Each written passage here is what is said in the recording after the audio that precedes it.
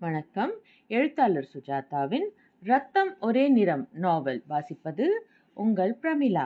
அத்தியாயம் 48.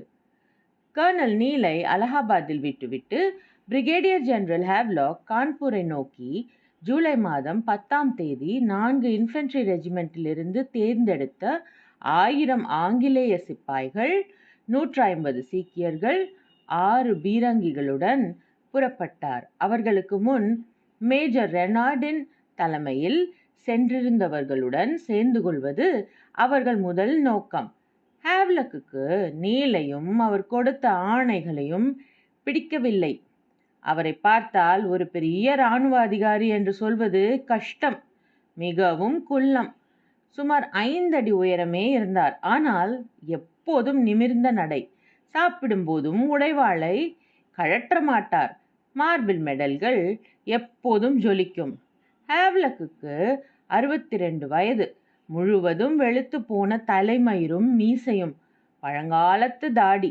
Henry Havelock சின்ன வயசில் இராணுவத்தில் சேர விரும்பினதே இல்லை. ஒரு வழக்கறிஞராகத்தான் இருக்க விரும்பினார். அதற்கான ஆரம்ப முயற்சிகளை எல்லாம் எடுத்துக்கொண்ட பின் பணவசதி குறைவின் காரணமாக அப்பா தொடர்ந்து பணம் கொடுக்க மறுத்துவிட்டார். இராணுவத்தில் சேர்ந்தார். சேர்ந்த பின் அதில் முழு மூச்சாக இறங்கி முன்னேற தீர்மானித்து விட்டார். பதவி உயர சந்தர்ப்பங்கள் அதிகம் என்று இந்தியாவுக்கு வர முன்வந்தார். வருவதற்கு முன் பாரசீகம், இந்துஸ்தானி மொழிகள் பயின்றுவிட்டுத்தான் வந்தார். அவருடன் வந்த மற்ற இராணுவ அதிகாரிகள் குடிப்பதிலும் குதிரை பந்தயத்திலும் நடன மாதர்களிடமும் சிரத்தையாக இருந்தபோது ஹேவ்லாக் பாதிரிமார்களுடன் பழகினார். பைபிள் பாடங்களும் மத சர்ச்சைகளும், தேவாலயத்தில் பாடுவதும், எதிர்ப்பையும் மீறி இயேசுவின் பாதைக்கு மக்களை திருப்புவதும் அவர் பொழுதுபோக்காக இருந்தன. ஹேவ்லக் மிகவும் தைரியமும் தந்திரமும் உள்ள இராணுவ அதிகாரி. அவர் திறமை முழுவதையும் காட்ட இப்போது சந்தர்ப்பம் வந்திருக்கிறது. கான்பூர் புறப்பட தன் துருப்புகளை பார்த்து ஆழ்ந்த குரலில் ஆக்ரோஷமாக பேசினார். வீரர்களே, நம்மை கடமை அழைக்கிறது. நாம் பிரிட்டிஷ் ஆட்சியின் மேன்மையை ஸ்தாபிப்பதற்கும் பிரிட்டிஷ் பெண்களுக்கும் குழந்தைகளுக்கும் கான்பூரில் நிகழ்ந்ததற்கு பழிவாங்குவதற்கும் செல்கிறோம். என் கரத்தை வலுப்படுத்துங்கள் என்றார். ஹேவ்லக்கின் ஆட்கள் கைதட்டும் விருப்பம் இருப்பவர்களாக தெரியவில்லை. ஒரு நாளைக்கு 8 மைல் வீதம் மெல்லத்தான் அந்த சைன்யத்தால் நகர முடிந்தது. நடுவே மழை பெய்தது. கிராண்ட் ட்ரங்க் ரோடில் கான்பூரை நோக்கி செல்லுகையில் வழியெங்கும் நீலின் சைன்ய துணுக்கு, ரெனார்டின் தலைமையில் சென்ற முன்படையினரின் அக்கிரமங்கள் தெரிந்தது. எல்லா கட்டிடங்களும் பெயர்ந்திருந்தன. எங்கும் நாசம் தெரிந்தன. மைல் கற்கள் உடைக்கப்பட்டிருந்தன. மரங்களில் பலவற்றிலிருந்து உடல்கள் தொங்கின. அவைகளின் கால் பகுதிகளை காட்டுப்பன்றிகள் தின்றிருந்ததால் இரத்த மோழைகளாய் இருந்தன. ஹேவ்லக்கிற்கு நானாவின் சைன்யம் முன்னால் சென்றிருப்பவர்களை எதிர்க்க ஜிடி ரோடில் வந்து கொண்டிருக்கிறார்கள் என்று ஒற்றர்களிடமிருந்து செய்தி வந்தது. ஃபத்தேபூர் அடைவதற்கு முன்னமே ஹேவ்லாக் ரெனார்டின் ஆட்களுடன் சேர்ந்து கொள்ள இருவரும் நானாவை எதிர்க்க தயாராயினர். ஃபத்தேபூருக்கு 4 மைலில் பதிண்டாவுக்கு அருகில் ஹேவ்லக்கின் ஆட்கள் கூடாரம் அமைத்தபோது அவர்கள் மிகவும் களைத்து போயிருந்தார்கள். மேஜர் ரெனார்டின் நடத்தையை ஹேவ்லாக் கவனித்துக் கொண்டிருந்த போது நானாவின் சைன்யத்தினர் தாத்யா தோப்பையின் தலைமையில் அவர்களை தாக்க ஆயத்தமாயினர். தாத்யா அனுப்பி வைத்த 24 பவுண்ட் பீரங்கி குண்டுதான் ஹேவ்லக்கிற்கு கான்பூரில் முதல் எதிர்ப்பை தெரிவித்தது. தாத்யாவுக்கு ஹேவ்லாக்கின் ஆட்கள் வந்து சேர்ந்திருப்பது இன்னும் தெரிந்திருக்கவில்லை. மைதானத்தில் சாய்ந்து கொண்டு ஆசுவாசத்தில் இருந்த மெக்கின்சியும் ஆஷ்லியும் உடனே தத்தம் பதவிகளுக்கு ஓட வேண்டியிருந்தது. மெக்கின்சி உற்சாகமாக ஓட, ஆஷ்லி நிதானமாகத்தான் நடந்தான். மறுபடி ஒரு தாக்குதல். இந்த முறை இந்திய தரப்பில் எதிர்ப்பு அதிகம் இருக்கலாம். கான்பூரை நெருங்கிவிட்டதால். இதுவரை தன் கட்சியினர் செய்த காரியம் எதுவுமே ஆஷ்லிக்கு பிடிக்கவில்லை. கண்ணில் கண்ட கருப்பர்களை எல்லாம் தூக்கில் தொங்க வைத்தது மிக அநியாயமான செயலாகப்பட்டது. எதிர் அபிப்பிராயம் சொன்னால் உடனே தன்னை சதிகாரன் அல்லது கோழை என்று உடனே ஒதுக்கி விடுகிறார்கள். இந்த கெட்ட சொப்பனம் ஓய்ந்தால் சரி என்று தோன்றியது. ஆஷ்லி எருதுகளால் இழுக்கப்பட்ட 8 பீரங்கி வண்டிகள் முன்னே சுறுசுறுப்பாக நகருவதை பார்த்தான். ஆர்ட்டிலரி கமாண்டர் கேப்டன் மேட் அவர்களை நரம்பு புடைக்க ஆணையிடுவதை பார்த்தான். என்ஃபீல்டு துப்பாக்கிகளுடன் 100 பேர் வரிசையாக நகரும் சுவர் போல் முன்னேறுவதை பார்த்தான்.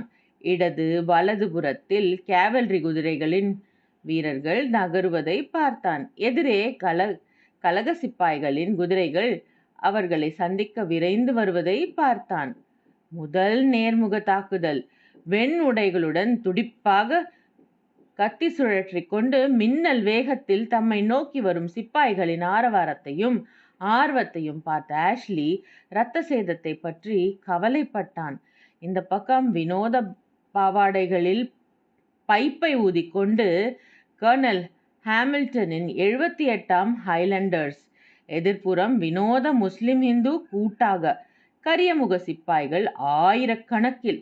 இருட்டில் மின்னல் போல பற்கள் பளிச்சிட, அதற்கு போட்டியாக கத்திகள் பளிச்சிட, இதோ 2 மாதங்களுக்கு முன் கொஞ்சி குழாவினவர்கள் எதிர்நோக்கி இரத்த தாகத்துடன் நெருங்குகிறார்கள்.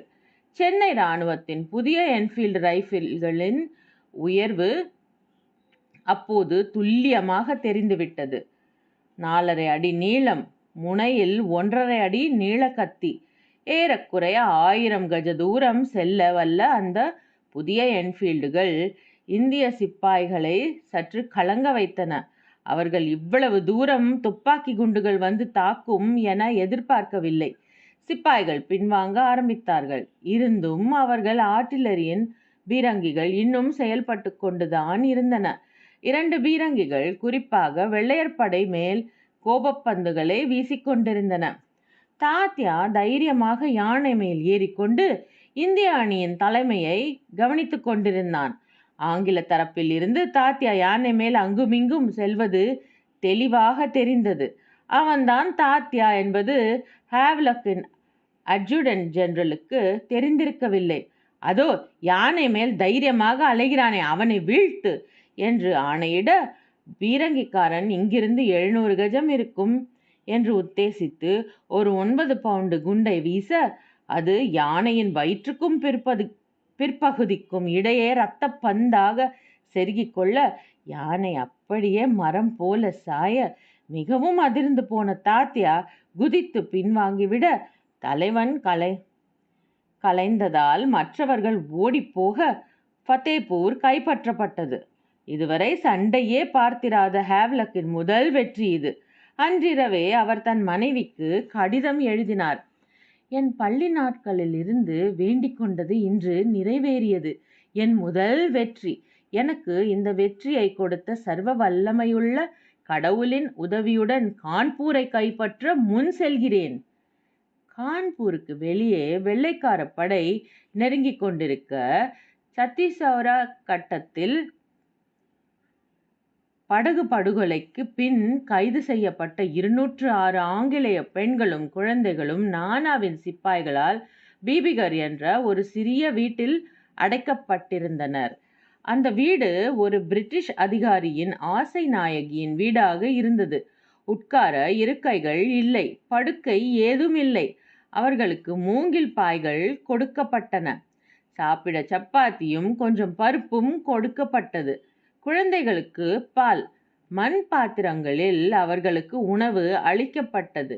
அவர்களை கண்காணிக்க உயரமான சிவப்பான ஹுசானி என்ற பெண் நியமிக்கப்பட்டாள். அவளை எல்லோரும் பேகம் என்று அழைத்தார்கள். தினம் தினம் 2 வெள்ளைக்கார சீமாட்டிகளை சப்பாத்திக்கு மாவரைக்க அழைத்து செல்வாள் அந்த பேகம். அவர்கள் அடைப்பட்டிருந்த வீட்டிலிருந்து சிறிது தூரத்தில் இருந்த ஒரு விடுதியில் நானா சாஹிப் தங்கியிருந்து அரசாட்சி செய்தார். வீலரின் படையை முறியடித்த சந்தோஷத்தில் நானா மிகவும் தாராளமான மனத்துடன் விழா கொண்டாடி வெற்றி படையை சேர்ந்த சிப்பாய்களுக்கு சன்மானமாக 1,00,000 ரூபாய் அளிக்கப் போவதாக அறிவித்தார். பீரங்கிகள் அந்த சந்தோஷ அறிவிப்பை ஆதரித்து ஆரவாரித்தன. நானா தன் சொந்த ஊரான பிட்டூருக்கு சென்று பேஷ்வாவாக பட்டம் சூட்டிக்கொண்டார். நெற்றியில் வெற்றி திலகம் சூட்டிக்கொண்டார். அன்று மாலை கான்பூர் நகரமே அலங்கார விளக்குகளின் பொலிவுடன் திகழ்ந்தது. தெருக்களில் மக்கள் வெள்ளம் பெருக புதிய ராஜாவின் புதிய அறிக்கை அவர்களுக்கு வாசிக்கப்பட்டது. இந்திய மக்களே, தெய்வத்தின் துணையுடன் தில்லியிலும் மற்ற இடங்களிலும் பரவியிருந்த கிறிஸ்தவர்கள் எல்லோரையும் பக்தியும் கடமையுணர்ச்சியும் மிக்க நம் துருப்புக்கள் நம் மதத்தை மீறாமல் அழித்து விட்டார்கள். கான்பூரில் மஞ்சள் மூஞ்சிகள் எல்லோரையும் விரட்டியாகிவிட்டது.